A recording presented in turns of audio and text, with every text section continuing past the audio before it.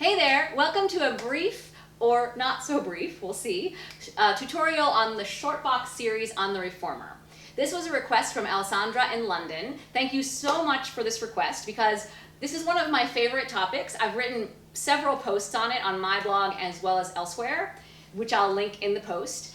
And I can't believe I've not made a little tutorial because I feel like I've got so much to say. So let's talk first about the setup. So you've got the box, a pole, you've got a pad on top, and I'm one that often likes to remove extraneous pads from my workout because I usually work out barefoot, so I'm not concerned about slipping if I had socks on.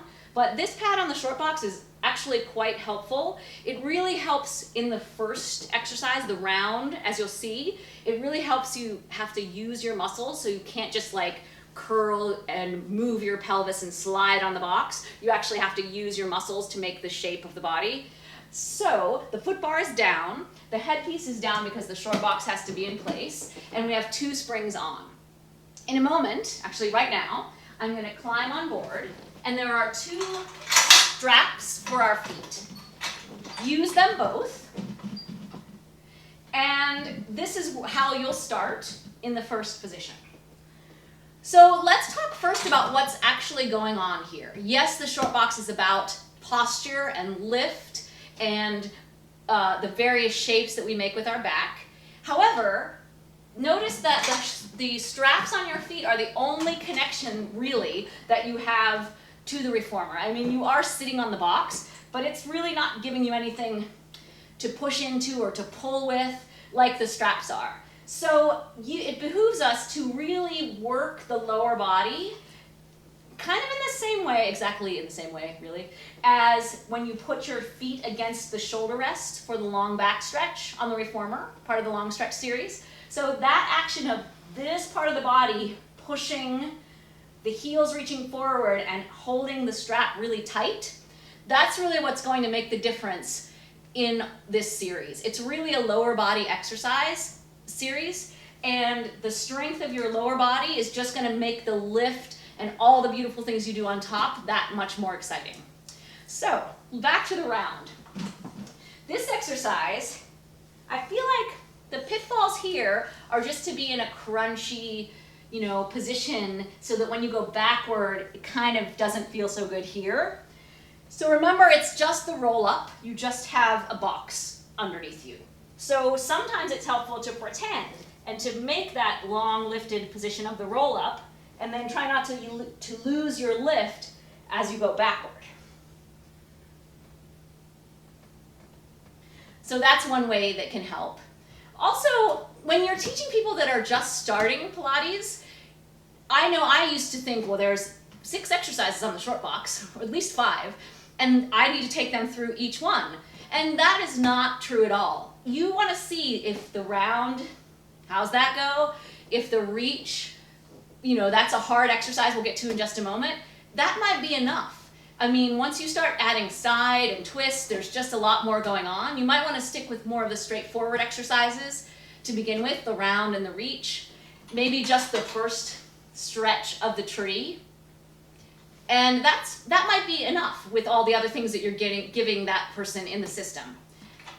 Okay, so each exercise also sort of starts in one kind of range of motion and goes further. So the round, it starts with just keeping your shape back and forth, and then you go a little further,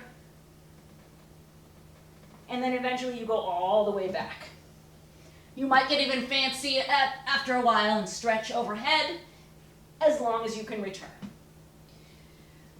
Okay, so the standing in the air exercise, or the reach, it's such a straightforward, simple motion, keeping everything in a straight line, but that's often very challenging to do. You can use the pole, and we'll talk about the pole in just a moment, but essentially, the reach is from here all the way up to where your hands are on the pole. That is the reach of your body, and you want to keep reaching as you go back and as you come up. You don't want to have any moments where you kind of sink when you're back here. I know, did that look familiar? Everyone does that. So, with the pole, you're gonna lift a little bit up and forward, keep that lift on the inside, and keep it until you return. So now about the pole. The pole really is extending the length of your body by almost double. So to do the reach like this is twice as hard as to do it without the pole. And it may be that some people, especially if you give them the pole and everything becomes like from here up about all of this, you might have some people just use only this much so that they would find their lift and their reach and they would tip it backward, keeping it solid, and come back up. And for some people, to get this all strong and organized, it's going to be much more successful without the pole. So that's what I think about the reach. And actually what I said about the pole carries through for the next two exercises because they are much more complex. So side to side, I'm going to get the pole. You really have the same reach that now you're going to stretch to the side. The front is all tucked in and the back is reaching over, kind of like a weird spine stretch forward, if you will. The stomach is pulling in and the back is trying to stretch over and sideways. This is a prime one for losing the pole because often, a lot of us, myself included, for years, we don't really have a sense of what's going on back here and how to get these muscles to move and support our upper body.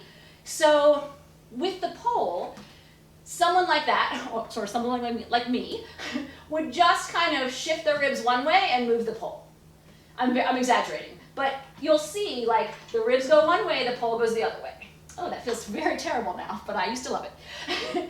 So again, without the pole, they have much less length and they have much more, I mean, that's really the only thing now that's moving is the back. And sometimes you can stand behind them and guide them and make them notice that maybe this isn't lifting as much or one side doesn't move and kind of give them some helpful feedback. But once this happens and gets stronger, you'll be surprised. Once you get the pole back, they'll know now how to move their body without just moving the pole. And that carries over to the twist as well. For twisting, twist is really two categories. Twist, which is just twist, and come back. With a little breathing exercise. And then twist and reach is twist, reach out, come back, and center. Twist, reach, and center. So again, concentrating just on this at first is going to really strengthen them so that then when they have the added extension of their arms and the pole, they're going to be much more strong and not give in to that temptation. So looking at the twist and twist reach and how to go from one to the next. First, the person starts out just exhaling, twisting, staying tall, not crunching. And then, when that's all going well, then it's time to see if they can do twist and reach, which may take several kind of incarnations on the way to what you would like to see.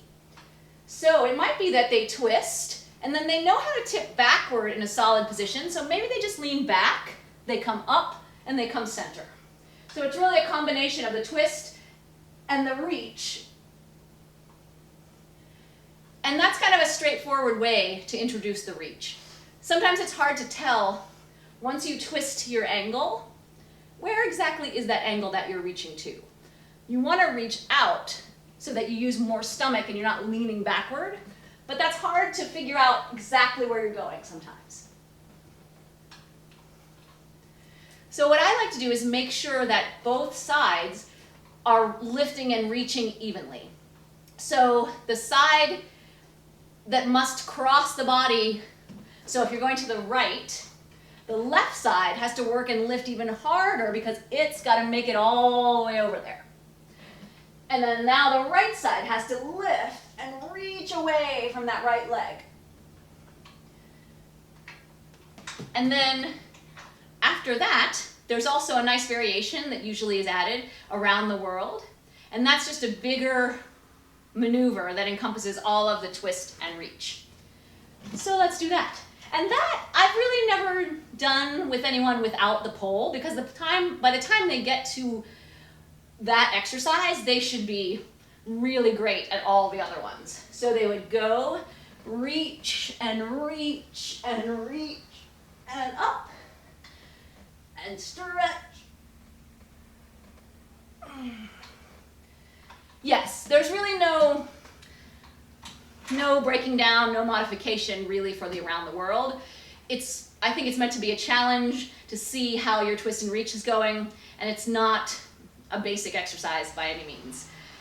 Now, okay, we've covered round, reach, side to side, twist, twist and reach, and around the world. How could I forget? So let's look at the various stages of the tree. So stage 1 is just getting used to being on top of the box, stretching your leg. This might be very challenging. Stretching over your leg, maybe reaching your heel, and maybe that's all. They do that on both sides. I don't want to be lopsided. And then stretching over. Maybe they stretch. Again, this is a lot. This might not ever happen. And then that's enough.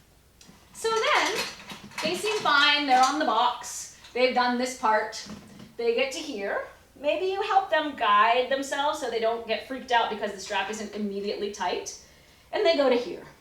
And then they use their stomach and they come back up. And then they use their stomach again and they go back. And they just get used to this part a while so that they're not scared of sitting on the box and having nothing behind them. And some people may breeze through this part and not be any concern at all and be fine. But sometimes you need to sort of break it down and make it more manageable. So that was stretch, the tipping back part. And so then, sort of the basic version of the full exercise, you walk down a little bit, you walk back up. You walk down a little bit, and you walk back up. Again, the stomach is pulling you in one way, the legs are reaching the other way. And maybe they get to this part with a stretch. So that's the full exercise in kind of a basic incarnation. Eventually, after they've been doing the basic incarnation, you know what? Maybe I'll do the other leg. Okay, so they've been doing the basic incarnation for a little while, and they go down and up 2 times like they're used to, and then maybe they go a little further till they're nearly horizontal. And then if that feels okay and they don't have any problems, maybe they go all the way back and they let their head go upside down. And then they pick their head back up again and then they climb back up again.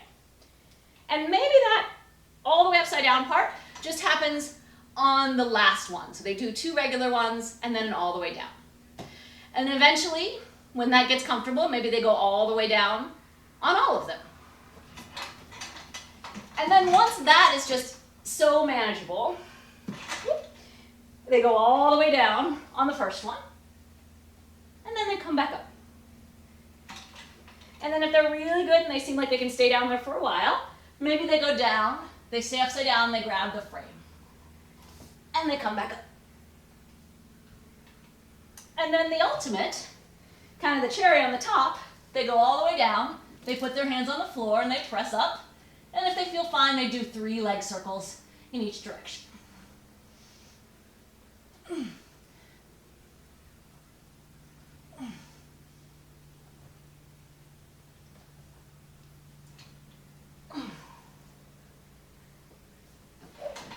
So, and working towards that full-on leg circle version of the tree, we also have at our disposal the ability to do it on the ladder barrel, which gives much more support as they go all the way down and is a nice training ground for adding the leg circles. And some people may enjoy it at the ladder barrel, but still not really like it here. So you have 2 places to do it. Wow, the short box making me really, really sweaty. So if you have any questions, please leave me a comment below. I hope you give this video a thumbs up, and please subscribe. There'll be more videos every Wednesday. There's a workout, and I'll have video tutorials up on the blog. Thank you so much for watching. Alessandra, I hope this was a great help to you, and I will see you later. Bye! More in real time. Okay. Yeah. So you're going to use the help of the closing the carriage to pull yourself off the mat. Yeah. And that's enough. So, and you'll be amazed at how much easier it is when you have, I know it's sort of a dirty word, momentum. It's not really momentum. You know how to close the carriage, and it's helping you now.